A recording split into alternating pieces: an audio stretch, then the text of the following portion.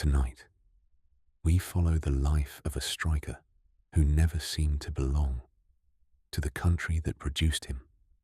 There was something about the way he moved that felt wrong for Italy. Not wrong in the sense of flawed, wrong in the sense of unexpected. He was large. He was direct. He ran at defenders with a kind of blunt intention that left very little room for misinterpretation. When the ball reached him, there was no hesitation, no flourish, no invitation to admire the process. There was simply the act of scoring. Power before elegance. Outcome before theatre. These were the qualities that defined him, and they were qualities that sat uneasily alongside the country that shaped so many of his contemporaries. Italian football, at its core, has always valued structure. It values the organized defensive unit, the disciplined shape, the intelligent movement of players who understand their role within a collective system. Its great strikers have tended to carry those values too. They read the game carefully. They linked play. They created as much as they finished. They were footballers first, strikers second. Christian Vieri was a striker first, only a striker. And nothing about that felt like a compromise or a limitation. It felt like a choice. Or perhaps, more accurately, it felt like the result of an upbringing that went in a very different direction from the one most Italian footballers experienced. The question that follows him through his career, quietly, without ever demanding a direct answer, is this. Why was a striker like him born in Italy? He was born on July 12th, 1973, in Bologna, a city of arcades and terracotta rooftops, of medieval towers and slow afternoon light. A city that takes its identity seriously, its food, its culture, its football club with its long history in the Italian top flight. Bologna is a serious football city, and for a brief moment in the early life of Christian Vieri, it was his city too. But he did not stay. His father, Roberto Vieri, was a professional footballer. Not a famous one, not a name that filled stadiums or earned headlines, but a professional nonetheless. A man who worked within the game and moved where the game required him to move. Roberto had played across Italian football and had developed connections that eventually led him away from Europe entirely. When Christian was still very young, the family relocated to Australia. This is where the story takes its first significant turn. Australia, in the late 1970s and early 1980s, was not a country with a deep football culture in the European sense. The game existed there. It had been brought by immigrant communities from across Europe and Latin America, and it had taken root in certain suburbs and certain cities with genuine intensity. But the broader sporting culture of Australia was different. It was physical. It was outdoor. It rewarded size and endurance and the kind of directness that comes from playing in open spaces without the tactical constraints that had accumulated in European leagues over decades of concentrated development. The young Christian Vieri absorbed that environment. He was not being taught the subtle art of Italian calcio. He was not watching coaches draw formations on boards and explain the importance of defensive compactness. He was growing. He was playing. He was competing in a way that asked him to use his body, to win challenges, to run and press and finish without apology. His father was around him, of course, and his father knew football in the professional sense. But the atmosphere in which Christian was developing was shaped by something broader than his father's coaching. It was shaped by a country that had no particular reverence for elegance in football, that would not reward a young striker for the intricacy of his first touch if the ball simply ended up in the net. Roberto Vieri played in Australia's National Soccer League at various points during this period, and the family was embedded in that world. The domestic league in Australia was not a high-level competition. It was not Serie A or the Bundesliga or the English First Division. It was a working competition where footballers played hard and clubs fought for their community's loyalty. The standard was modest, but the atmosphere was earnest. People cared, players committed, and the style of the game leaned toward the direct. Christian grew tall. He developed the kind of physique that would later make defenders genuinely uncomfortable. Broad shoulders, strong legs, a low center of gravity combined with impressive height that gave him presence in the air as well as on the ground. This physical development was happening far from Italian youth academies, far from the coaches who would have begun shaping a young player's tactical awareness at an early age. In those academies, you learned to receive the ball with your back to goal and hold it under pressure. You learned movement patterns that allowed your team to maintain possession and build through phases. You learned the importance of patience. Vieri was learning something else. When the family returned to Italy, the contrast was immediate. Italian football clubs had structured development pathways. They had coaches with specific ideas about how forwards should behave within a team. They believed in the striker who contributed to the press, who tracked back when needed, who understood his obligations to the collective. Vieri returned as a teenager who could run, who could finish, and who had very little interest in the more complicated demands that Italian football placed on its attackers. This was not arrogance. It was simply a mismatch between his instincts and the system's expectations. He began working his way through the lower reaches of Italian professional football, and the early years were not smooth. He had spells at several clubs in relatively quick succession: Prato, then Torino, then Pisa, then Ravenna, then Venezia, then Atalanta. These were not glamorous addresses. Prato was in the lower divisions. Torino, while a historic club, was struggling during this period. The movement between clubs might have looked, from the outside, like a career without direction. But it was doing something important. It was exposing him to different teams, different coaches, different tactical demands, and teaching him to adapt quickly, to arrive somewhere new and immediately be useful. He could not rely on familiarity. He could not settle into a system he had mastered over years. Every new club required him to demonstrate his value quickly, and the value he had to demonstrate was always the same. He scored goals. There was a period at Torino, still a teenager, when he trained alongside much older professionals who had spent their entire careers within Italian football structures. Those players looked at him with a kind of curious assessment. He was not polished.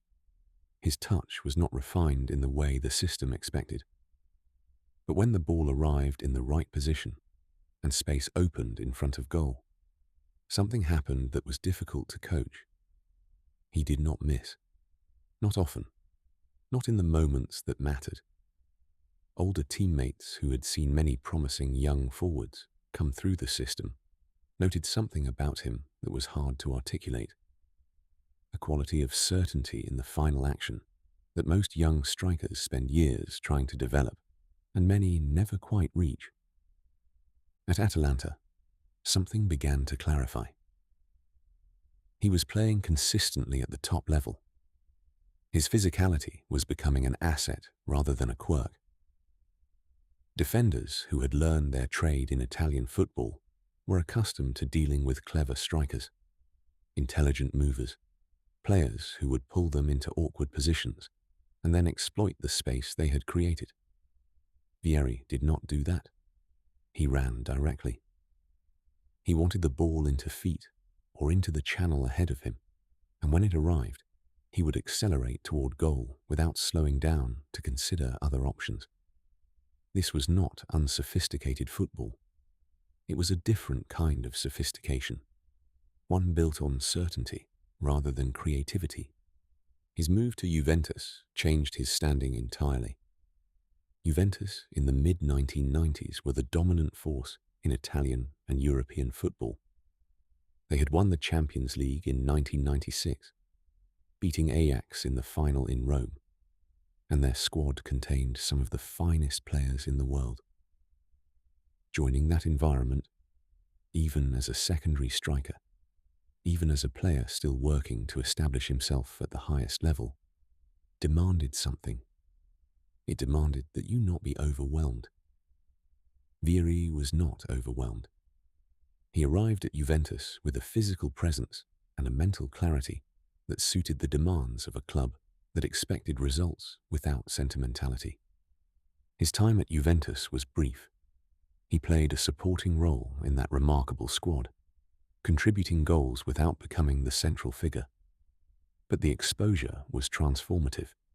He trained alongside Del Piero, alongside players whose technical quality was unmatched in Europe. He competed in training sessions against defenders who would represent their countries at World Cups. And what he discovered was that his directness, his refusal to complicate things unnecessarily, was not a weakness at the highest level. It was, in fact, something defenders found genuinely difficult to manage precisely because it was so different from what they expected. Alessandro Del Piero, in various interviews over the years, has spoken warmly about Vieri as a teammate and as a person. What came through in those accounts was a picture of a man who was not complicated off the pitch either. He did not carry the anxieties that afflict many professional footballers, the constant self-analysis, the worry about form, the fear of a bad run of games eroding confidence. Vieri was not built that way. He arrived at training with the same energy, regardless of what had happened in the previous match. He missed a chance, and the chance was gone. He scored a goal, and the goal was done. The next action was already what mattered. Del Piero, whose own game was defined by a certain creative sensitivity, observed something in Vieri that he found almost philosophically distinct, a relationship with the game that was entirely present tense. There was no weight of expectation in the way Vieri operated. There was only now, and now contained one task. From Juventus, he moved to Atletico Madrid, and this was the moment when Europe began to pay full attention. Atletico Madrid, in the late 1990s, were a club of ambition and intensity. The Spanish league had its own relationship with physical, direct football, and Madrid as a city was not without its appetite for power in the forward line. Vieri arrived in Spain and immediately scored goals. He was prolific in a way that was hard to explain through tactical analysis. He was not operating within a particularly sophisticated system. He was receiving the ball, running at defenders, and finishing, again and again. The simplicity of it was almost disarming. Opposing coaches would prepare for him and still find no adequate solution, because preparing for his directness meant bringing defenders deep and defensive, which in turn created space for others. Spanish defenders of that era were not accustomed to the specific combination of qualities he brought. They were skilled at dealing with quick, technical forwards who relied on movement and change of direction to create their chances. Vieri offered them a different problem. He was quicker than he appeared until the moment he moved, and by the time his pace had registered in a defender's calculation, the gap had already opened. Atletico supporters took to him with a directness that matched his own. They understood what he was, and they appreciated it without complication. He scored goals. Their team won games because of those goals. The transaction was simple, and it was satisfying. He was recognized by this point as one of the most dangerous strikers in European football. Not the most elegant, not the most technically complete, but the most relentless in his one specific purpose. He scored goals the way a very confident person performs a simple task, without ceremony, without the suggestion that it might not work out. Lazio came next, and the move to Rome placed him within one of the most technically gifted squads in Italian football at that time. Sven-Göran Eriksson was building something at Lazio, that combined intelligence with flair. Nesta in defence, Nedved in midfield, Mancini as a creative forward. Vieri occupied the striker's role and brought to it a bluntness that contrasted sharply with the sophistication around him. He was the point of the attack, the destination for the ball when Lazio had worked it forward, and he converted his opportunities with the efficiency that had become his signature. Roberto Mancini, who played alongside him at Lazio, has spoken about what Vieri's presence meant for a creative player trying to operate in and around the penalty area. Mancini was a player of movement and imagination, someone who created by threading himself through small spaces and inviting defenders to make decisions they did not want to make. Having Vieri as the focal point of the attack changed the geometry of those problems entirely. A defender marking Mancini closely was a defender who was not marking Vieri. A defender tracking Vieri was a defender who had abandoned Mancini. The arithmetic of it was simple, but Mancini has acknowledged that the simplicity was deceptive. It required a striker of genuine physical authority to make that choice feel truly impossible for the defence, and Vieri provided exactly that authority. But it was at Inter Milan where the full measure of his career would be taken. Inter paid a world record transfer fee for him in the summer of 1999. That number, around 90 billion Italian lire, the equivalent of roughly 45 million euros at the time, said something about how clubs valued what he offered. This was not the transfer of a creative genius or a technically unique player. This was the purchase of the most effective finisher in the world at that particular moment, and Inter were willing to pay accordingly. The weight of a world record transfer fee sits differently on different kinds of players. Some are crushed by it. The number becomes a standard against which every performance is measured, and the psychological burden of that measurement eventually affects the performances themselves. Vieri did not appear to experience it that way. In interviews from that period, he spoke about the transfer in practical terms as a recognition of work done and a platform for work to come. He did not discuss the pressure. He seemed genuinely not to feel it in the way that the question assumed he must. This was either an extraordinary act of self-concealment or, more likely, a reflection of the same psychological architecture that made him effective in front of goal, an absence of the kind of introspection that generates pressure. The Inter years were the years in which Vieri became a fixed point of European football. He scored consistently, heavily, across seasons marked by varying degrees of team stability. Inter, during this period, were a club of considerable investment and considerable frustration. They assembled talented squads that never quite delivered the Champions League success the club demanded. Coaches came and went: Lippi, Cooper, Zaccheroni. And the tactical approaches shifted with each new appointment. Through all of it, Vieri remained. Goals came from him, regardless of the system, regardless of the quality of service he received, regardless of whether the team was playing well or poorly. Hector Cooper, who managed Inter during one of their most agonizing periods, reaching 2 consecutive Champions League finals and losing both, has spoken about the challenge of building an attack around a striker who was as reliable as Vieri while managing a squad that contained significant creative talent elsewhere. The temptation was always to give Vieri more service, to funnel more of the team's attacking intent through the channel that led to him, because he converted that service at such a reliable rate. But football does not work as a simple input-output calculation, and the tactical balance of the team required that other players receive the ball in dangerous positions too. Cooper navigated this tension throughout his time at the club, and his assessment of Vieri was consistent: a striker who made a coach's most fundamental job easier, and whose goals were the reason the team reached those finals at all. In the 2002 to 2003 season, he scored 24 goals in Serie A. The season before that, he scored 22. These were numbers that placed him consistently at the top of the Italian scoring charts, and they were produced by a player whose methods had not changed. He was not reinventing himself. He was simply continuing to do the thing he had always done, and doing it at the level of the very best. What made him so effective requires some examination, because the qualities involved were not the ones Italian football traditionally celebrated. He was physically dominant in a way that went beyond size.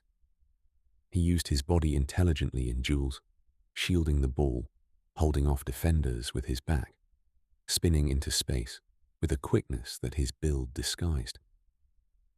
His aerial game was exceptional. He did not merely compete for headers, he won them. And when he won them, the finishing was as reliable as his finishing on the ground. His positioning in the penalty area was instinctive. He did not need to think about where to stand.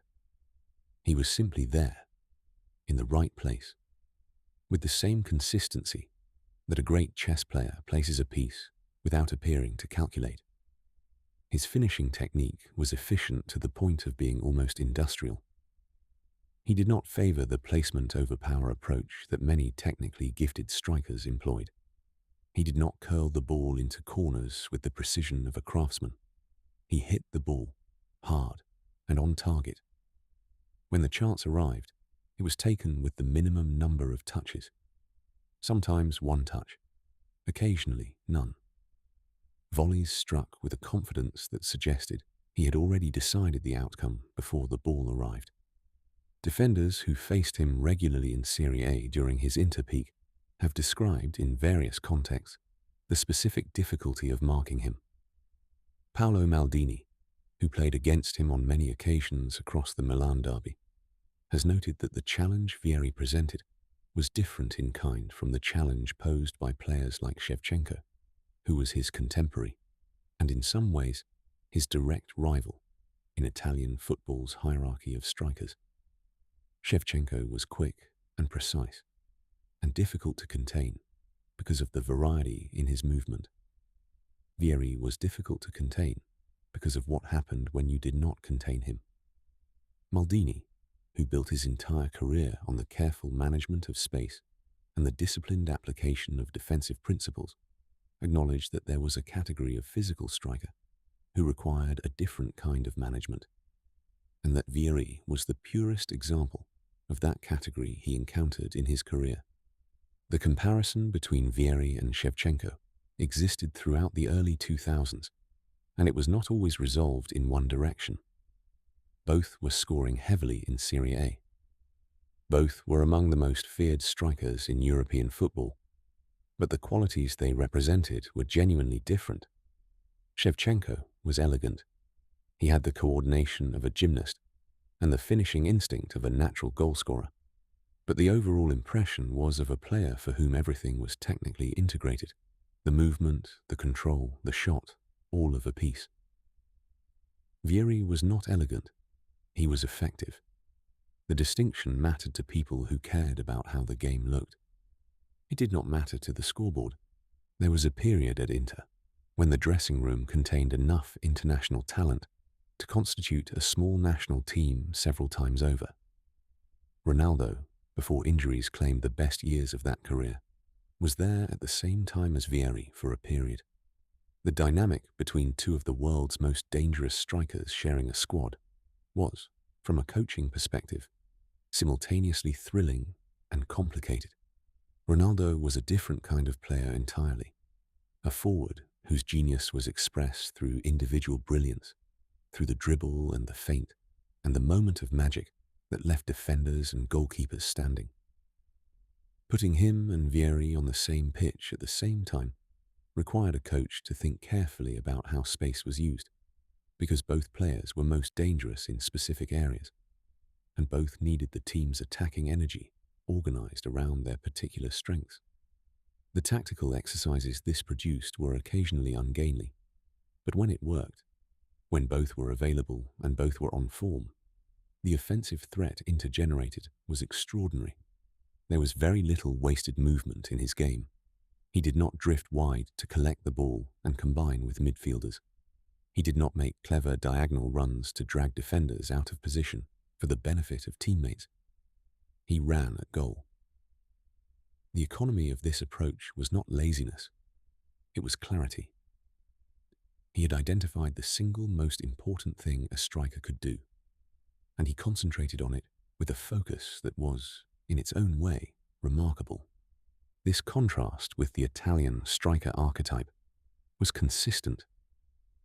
Italian football had produced players like Roberto Mancini, who made his greatest contributions through intelligent off-the-ball movement and creative combination play. It had produced Gianluca Vialli, a complete forward who defended from the front, created chances for others, and scored with variety. It had produced Francesco Totti, the ultimate expression of the Italian fantasista tradition, a player for whom the journey was as important as the destination. These were players embedded in a tactical culture that asked strikers to be participants in the full life of the team. Totti, in particular, represented an interesting counterpoint. He was Vieri's contemporary, his teammate in the national team, a man who understood Italian football from its deepest roots. Totti's game was about relationship, the relationship between the ball and the player, between the player and his teammates, between the moment and the possibilities it contained. He could see things before they happened. He played in that slightly slowed-down version of the game that only the most intelligent footballers experience. The version where time expands just enough for the right decision to emerge. Playing with Vieri in an Italy shirt, Totti found a specific kind of utility. Here was a player who would take the final decision, cleanly and immediately, who did not need the kind of support that more complicated strikers required. If Totti could get the ball into a dangerous area and deliver it in the right direction, Vieri would handle the rest. The collaboration between football's most intricate creator and its most direct finisher was, in the context of the national team, more coherent than it might have appeared from the outside. His national team career reinforced this impression from a different angle. He played for Italy across the major tournaments of his peak years, and he scored goals at those tournaments with a consistency that the team relied upon. At the 1998 World Cup in France, Italy navigated through the group stage and into the knockout rounds with a defence that was, as usual, magnificent, and an attack that needed its striker to be reliable when opportunities arrived. Vieri was reliable. He scored 5 goals in that tournament, a figure that placed him among the leading scorers of the competition. He carried the weight of Italy's attacking ambitions in a tournament where the rest of the squad was organised primarily to prevent goals rather than create them. Those 5 goals in France in 1998 told a story about how Italy intended to win the World Cup that year. The shape was defensive, the midfield was disciplined, and the spaces they conceded were calculated. They would invite pressure, absorb it, and then release the ball toward Vieri with the directness that his game demanded. It was not aesthetically adventurous football. It was Italy, at its most authentically Italian. Except for the striker, who was doing something that looked like it belonged to a different tradition entirely. Italy were eliminated by France in the quarterfinals, losing on penalties after a match in which both teams had been cautious and precise. Vieri had scored in that game too, converting with the authority that had characterized his entire tournament. The elimination was painful. The French went on to win the competition on home soil, but Vieri's contribution to Italy's run had been genuine and significant, and the football world had taken full notice. The irony here was visible if you looked for it. Italy had selected him precisely because of the qualities that made him feel un-Italian.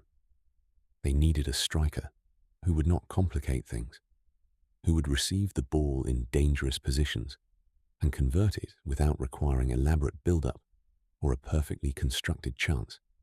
In a team defined by tactical rigor, Vieri's directness was the release valve. He existed at the top of the formation as a kind of uncomplicated truth. Put the ball here, and something productive will happen. At the 2002 World Cup in South Korea and Japan, the tournament took a different shape for Italy. They were eliminated in controversial circumstances against South Korea in the round of 16, a result that generated significant debate about the officiating and about the decisions that cost Italy the game. Vieri scored in that match too. He had done his part. The exit was not his failure. The mood in the Italian camp after that exit was one of disbelief, mixed with a kind of exhausted fury.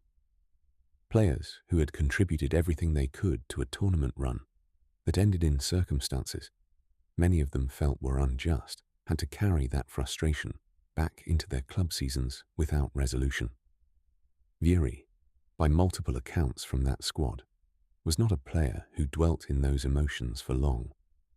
He was disappointed, as they all were, but the disposition that made him effective in front of goal, the inability to be consumed by what had just happened, served him as well in defeat as it did in the ordinary failures of a football match. He had scored.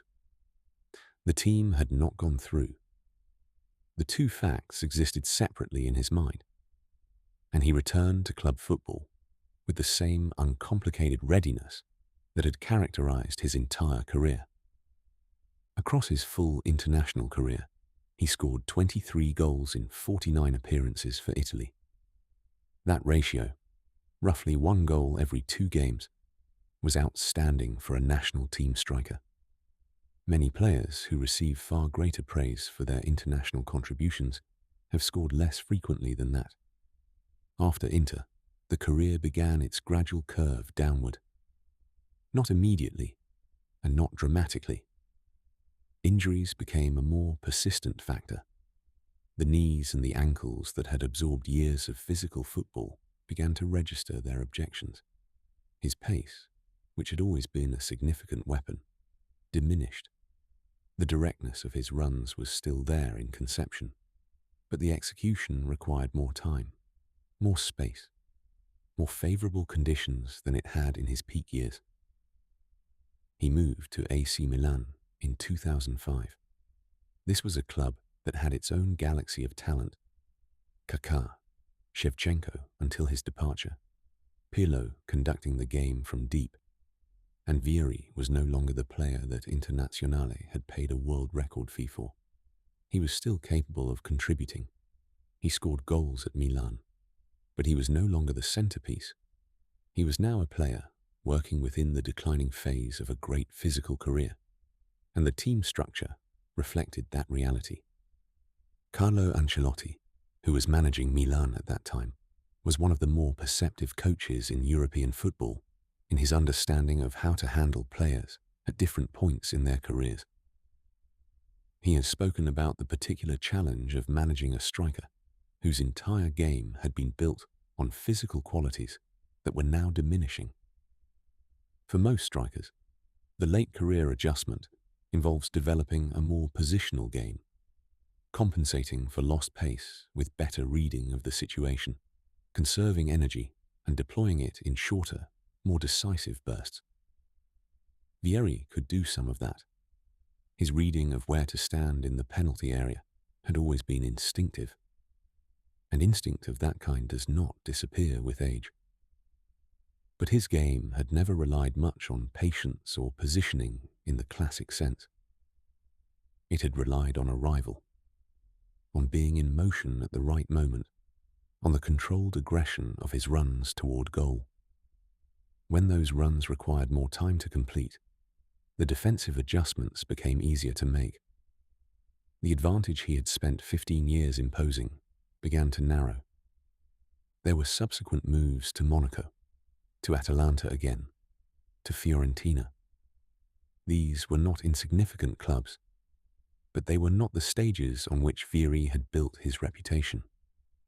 He was trying to extend something that was naturally ending. The body that had been his greatest instrument was no longer as responsive. The directness that had defined him, The ability to accelerate over short distances, to hold off defenders with power and then turn, required a physical foundation that he was slowly losing. At Fiorentina, near the end, there were glimpses of the player he had been. A header from a good cross, a sharp turn and finish in a confined space that recalled the version of him that had made the game look straightforward. Those who watched him in training during this period noted that his professionalism had not diminished. He prepared carefully. He worked on the physical maintenance that an older body required. He did not treat his final years as a valediction. He was still trying to produce, and occasionally he did. What never diminished was the instinct, even in the later stages of his career, in the moments when the game gave him the opportunity. A good cross, a pass into the right space, a situation where the physical demands were minimal and the finishing demand was everything. He was still accurate, still reliable, still capable of the outcome he had been producing his entire life. The instinct does not leave players like him. It is the last thing to go, and sometimes it does not go at all. He retired from professional football in 2009, having finished his career in the lower reaches of the professional game, a long distance from the stadium lights of the San Siro and the world record transfer fees of his peak. What he left behind was a specific kind of football memory, not the memory of a player whose career contained great moments of beauty, not the memory of a player who changed how the game was understood, or who inspired the next generation of coaches to think differently about tactics. The memory he left was of consistent, reliable, physical finishing that lasted across 15 years at the top level of the game. That is its own kind of achievement. In the years after retirement, he remained a presence in Italian football culture without being consumed by it. He appeared in media contexts. He commented on the game. He was, in those settings, recognizably the same person he had appeared to be throughout his playing career. Direct, without unnecessary complication, inclined to say what he thought without the diplomatic softening that many retired players adopt when discussing the sport that shaped them. Former teammates spoke about him with consistent warmth. He had not been a difficult presence in dressing rooms. He had not demanded special treatment or created the kind of atmosphere that a world record signing might have been forgiven for generating. He had been, by the accounts that have emerged over the years, a good teammate, engaged, committed, and without the particular form of vanity that sometimes afflicts players who know they are the most important person in the attack. Filippo Inzaghi, who played alongside him in the Italian national team during several tournaments and trained with him in the Juventus system briefly, has offered observations about Vieri that reveal something about how Italian footballers of that generation perceived him. Inzaghi was himself a pure finisher, a player whose entire game was organized around the art of the goal, who occupied a similar conceptual space in Italian football's imagination. But Inzaghi's method was different. It relied on movement, on the perfectly timed run, on the ability to exist on the edge of offside and find the moment to step back into the game at exactly the right instant. He was a ghost of the penalty area, appearing at the far post when least expected, arriving at the moment the ball was delivered as if he had calculated its trajectory before it was struck. Vieri, by contrast, announced himself. His presence was not subtle. His runs were not hidden. But the force with which he pursued those runs made subtlety irrelevant. Inzaghi, watching him across many years of shared football, observed that there were two ways to be an effective striker at the highest level. You could make yourself invisible until the decisive moment, or you could make yourself impossible to ignore from the first whistle and dare defenders to cope with that. Vieri was the second kind, taken to its logical conclusion. He was born in Italy, but he was not formed in Italy. The first significant years of his football development took place in a country where the game was played differently, where physicality was not subordinated to tactical sophistication, where a young player was not being shaped by a system that valued collective intelligence above individual directness. The Australian football culture of the late 1970s and 1980s asked him different questions than an Italian youth academy would have asked, and the answers he developed were different as a result. When he returned to Italy and moved through its professional structure, he brought those answers with him. He was not incompatible with Italian football. He was useful to it. But the foundation from which his game had grown was laid somewhere else, in a different climate, with different expectations, surrounded by a different idea of what a footballer should be. He was shaped outside the system before being introduced to it, and the system, rather than changing him, simply found ways to use what he already was. The movement between clubs that had characterized his early career had reinforced this, rather than softened it. Each new environment had tested whether his directness would survive contact with a different tactical demand, and each time it had survived. Not because the clubs failed to try to shape him, but because the foundation had been set so early and so differently that it could not be fundamentally altered. A coach at Ravenna or Venezia or Atalanta could refine the movement patterns, could work on the shape of his runs, could add detail to his understanding of the game, but the essential identity, the player who would receive the ball and go directly toward goal with everything he had, was already determined. In training sessions throughout his career at the big clubs, the work he focused on was always the same: finishing, the movement into the box, the arrival at the right moment, the coordination of the final touch with the delivery, over and over. Not the combination play that Italian coaches emphasized with their attacking players, not the positional drills that would develop a striker's ability to link midfield and attack, just the end product, just the goal. Coaches who worked with him noted that his concentration during finishing exercises was absolute. He was not a player who drifted through training and reserved himself for matches. He was, in every session, a man completing the one task that organized his entire professional identity. There is something almost solitary in that kind of focus. The pure finisher exists slightly apart from his teammates, not because he is indifferent to them, but because his value is located in a specific, bounded action that he performs at the end of everything else. He needs the work of others to arrive at the moment that is his. The crosses, the through balls, the midfield recovery of possession, and the subsequent build-up. All of it is preparation for the instant that belongs to him. And in that instant, everything he had learned in Australia, everything he had reinforced through 15 years of club football across Europe, was present. It was not the language of Italian football. Italian football spoke in structured sentences, in shapes and transitions, and compact defensive blocks that transformed slowly into controlled attacking moves. Vieri spoke in something more abrupt. A single word, repeated. An intention stated without preamble and without apology. There are players who make football beautiful. There are players who make football intelligent. And there are players who make football effective in the most concentrated possible way, who strip away everything that is not necessary and arrive at the only thing that counts. Vieri belonged to the last category, and he belonged to it with a clarity that is rare even among the greatest strikers the game has produced.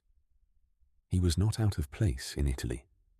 He was simply placed differently, shaped elsewhere before the country received him, formed by a culture that asked simpler questions and expected direct answers, and then returned to a world that was more complicated, more demanding of nuance, and yet unable to resist what he offered. The question of why a striker like him was born in Italy has a quiet resolution, and it arrived gradually, as these things tend to do. He was born in Italy. He became somewhere else. And then he came back, carrying something that Italian football had not created but was fully prepared to use. A striker who did not follow the language of Italian football, but spoke a different one. Within it, the movement was direct. The intention was clear. And what remained was something that never needed explaining. Good night.